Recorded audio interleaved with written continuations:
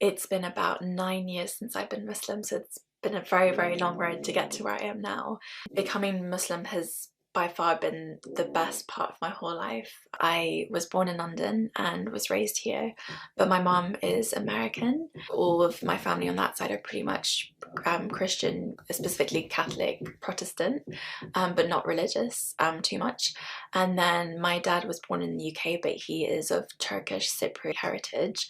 So on that side of my family, everyone's pretty much Muslim, but just not practicing at all. I always believed in God, but it seemed like something that was very abstract, and I kind of just compartmentalized it to something purely based on belief and that no action was required. I used to go to church a little bit when I was young with my grandfather who's English, step-grandfather. I just struggled quite a lot with the teachings and being at church. I just felt like I was always so impatient. I could never sit and listen, and nothing connected with me whatsoever.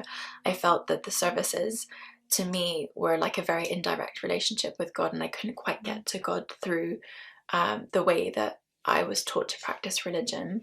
And then I also had issues with particular concepts like the concept of the Trinity, the role of Jesus, and even in prayer I felt that it was always so formal and I was never able to really feel much.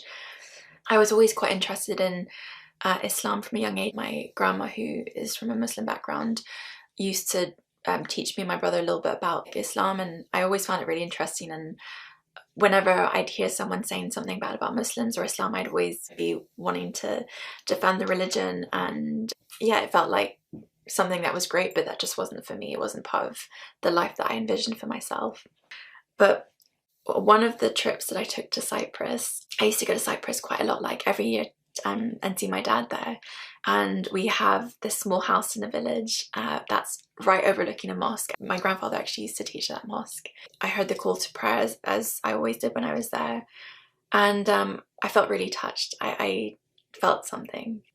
Saw you know, these men praying, and they were in prostration, and I at that point wasn't really like a strong believer, I'd say, in any way. In that moment I prayed and I said, God, please let me have that one day. I want to be able to pray like that.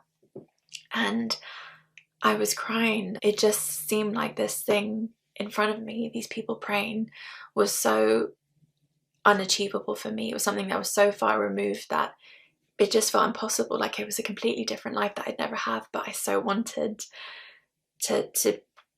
to be a part of and to experience. So I took my Shahada one night by myself in my room. I think it was actually on Christmas Eve, or like a night before Christmas Eve.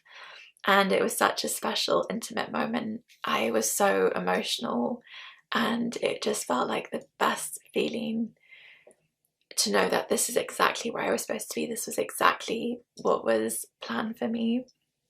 My modesty journey has also been quite a long one.